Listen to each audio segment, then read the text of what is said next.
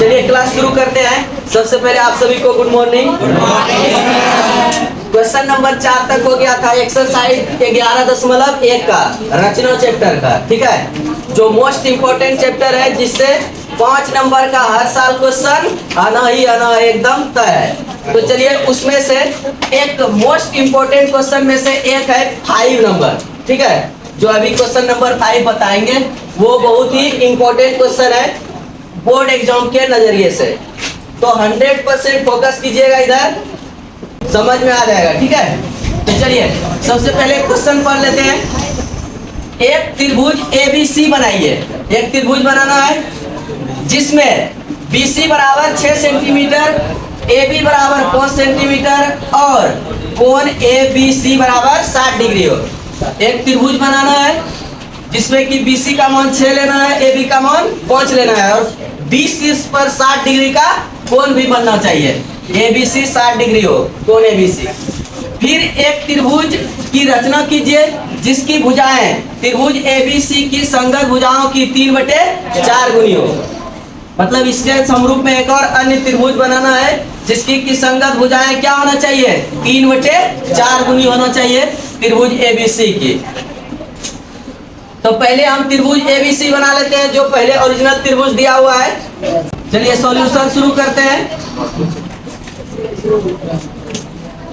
त्रिभुज ABC में पहले लिख लेते हैं जो सब क्वेश्चन में दिया हुआ है, ठीक है। ABC में दिया हुआ है BC का मान 6 सेंटीमीटर, AB का मान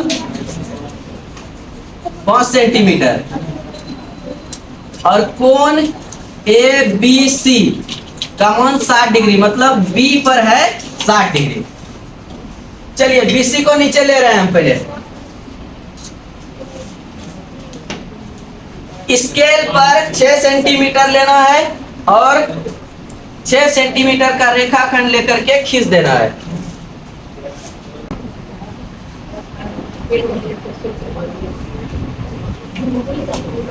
आप लोग अच्छे से बनाइएगा, मेरा रफ डायग्राम है। B और C 6 सेंटीमीटर ले लिए। उसके बाद B पर 60 डिग्री का कोण भी है, तो B पर 60 डिग्री का कोण बनाइए। कोण बनाने जानते हैं, एक चाप लीजिए छोटा सा, डिवाइडर पे एक चाप लेंगे छोटा सा और एक बार काटेंगे।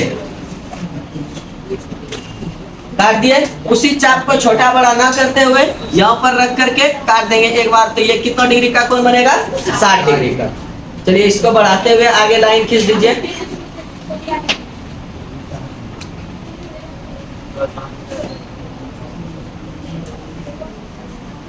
अब AB का भी दूरी लेने में आसानी होगा। देखिए A से B की दूरी कितना, 5 सेंटीमीटर। तो चाप पर ले लेंगे 5 सेंटीमीटर, डिवाइडर पे स्केल से बढ़िया से माप लेंगे 5 सेंटीमीटर और B बिंदु पर रख करके काट देंगे। इधर आ जाएगा मेरा A बिंदु और वो कितने सेंटीमीटर का आ जाएगा, 5 सेंटीमीटर का। और जब A बिंदु मिल गया तो इसको C से मिला देंगे, एक त्रिभुज बन जाएगा। चलिए मिला दीजिए, अच्छे से मिलाइएगा, एकदम पॉइंट टू पॉइंट। थोड़ा सा भी 19-20 का मामला नहीं होना चाहिए।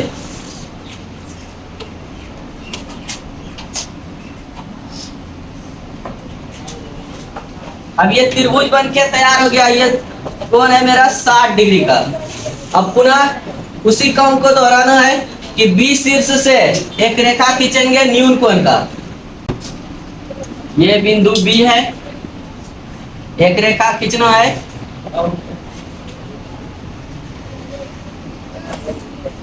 चलिए यहाँ ध्यान दीजिए, B से एक न्यून कोण का, सिर्फ न्यून कोण का एक रेखा खींच दिए। उसके बाद ध्यान दीजिएगा, जो भी संगत भुजाएं जिस गुणों में, जिस गुणी में बदलने के लिए बोलेगा कि वह संगत भुजाएं इतना गुणी होनी चाहिए, उसको ध्यान देना है। देखिए कितना है, 3/4 गुनी। तो 3 और 4 में बड़ा कौन, 4। तो इस रेखाखंड को जो शीर्ष B से लिए है न्यून कोण को, रेखा को, उसको 4 भागों में, बराबर भागों में बांटना है। छोटा सा चाप लेंगे डिवाइडर पे, उसको 4 भागों में काटेंगे, 1 2 3 4, एकदम छोटा बड़ा ना करते हुए। सेम लंबाई का चाप खींचेंगे कितना बार? 4 बार। जो बड़ा संख्या रहेगा उतना बार खींच देंगे। उसके बाद जो नीचे में रहेगा उससे मिलाना है लास्ट शीर्ष से, मतलब त्रिभुज के सी वाला शीर्ष से। नाम लिख दीजिए इसका 1 2 3 4। अब 4 से सी को मिला दीजिए। जो नीचे में रहेगा उससे याद रखना है कि उससे मिलाना है, ठीक है। जैसे जैसे बनाते जाइएगा क्वेश्चन वैसे वैसे और आसान से आसान तरीका याद आते जाएगा आप लोग को। तो प्रैक्टिस पे डिपेंड करता है, प्रैक्टिस जितना कीजिएगा उतना ज्यादा अच्छा से समझ में आएगा। अब देखिएगा 4 से मिला दिए इसको सी को। उसके बाद क्या बोले? छोटा सा चाप खींचना है। 4 पे रख के पहले खींच दिए। इसी चाप को फिर छोटा बड़ा ना करते हुए 3 पर लेकर जाएंगे, क्योंकि देखिए 4 और क्या है? 3 है। तो अब 3 पे आएंगे। 3 पर से भी एक छोटा सा चाप खींचेंगे आराम से। गड़बड़ हो गया, खींच दिए। उसके बाद जो पहले कम हो रहा था वही कम होगा। इस दोनों बिंदु को नापेंगे, मतलब ये चाप की लंबाई को नाप लेंगे। डेढ़ सुई और पेंसिल का जो नोक लगा रहेगा उसको रख देना है बड़ी यहाँ से बराबर दूरी पे। उठाएंगे और यहाँ से काट देंगे। काट दिया, ठीक। और जो काटे उसको मिलाना है किससे? 3 वाला से मिलाते हुए बीसी के पास भेज देंगे। बीसी से याद आया कि ए बी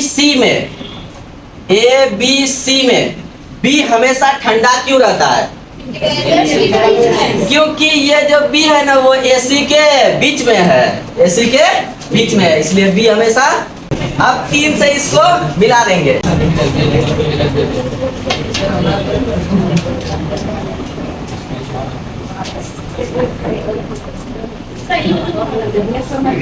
मिल गया। इसको ये सी के नजदीक है तो इसका नाम क्या आ जाएगा? C dash. यहाँ से माप लेंगे और यहाँ से रख के काट देंगे। जहाँ से चाप खींचे है यहाँ से, ठीक है। 2 पर से नहीं काटना, ये नीचे वाला से चाप पर से काटना इधर। और जहाँ पे कटन बिंदु है उसको 3 से मिलाते हुए बीसी के पास भेज दिए। अब जो काम यहाँ पे किए सेम काम यहाँ पे भी होगा। तो फिर से एक छोटा सा चाप लीजिए या उसी चाप को रख लीजिए यहाँ पे, जिससे सी डैश से थोड़ा नीचे होना चाहिए ताकि बनने में आसानी हो। इधर चला जाएगा दिक्कत करेगा, हाँ गंदा दिखने लगेगा इसमें, इसलिए थोड़ा छोटा ले लेंगे चाप और फिर चाप खींचेंगे सी बिंदु पे रख के। खींच दिए। बिंदु सी पर से एक छोटा सा चाप खींचे। उसी चाप को फिर छोटा बड़ा ना करते हुए सी डैश पे आएंगे, ठीक है। सी डैश के पास आएंगे, फिर इसी चाप को खींचेंगे यहाँ पे। खींच दिए। उसके बाद फिर यही सेम काम इस दोनों को मोपेंगे। जो सी से काटा गया चाप है इस दोनों को मोप लेंगे और यहाँ से यहाँ पे रख के काट देंगे। काट दिए। उसके बाद सी डैश से मिलाते हुए ए बी के पास भेज देंगे। मेरा रफ डायग्राम है आप लोग का सही बनेगा, थोड़ा बहुत 19-20 हो सकता है मेरा, ठीक है। तो आप लोग ध्यान दीजिएगा, आप लोग सही से बनाइएगा स्केल और डिवाइडर की मदद से तो अच्छा बनेगा। ये आ गया ए के नजदीक तो इसका नाम क्या रख देंगे? ए डैश रख देंगे। देखिए तो ए डैश बी और सी डैश एक त्रिभुज बना और इसी के संगत भुजाओं का क्या हो गया? 3/4 गुनी हो गया। चलिए इसको लिख देंगे लास्ट में। अतः एक त्रिभुज ए डैश बी सी डैश की रचना किया जिसकी संगत भुजाएं दिए गए त्रिभुज के संगत भुजाओं की कितना रे? 3/4 गुनी है। ये आपका आंसर हो गया।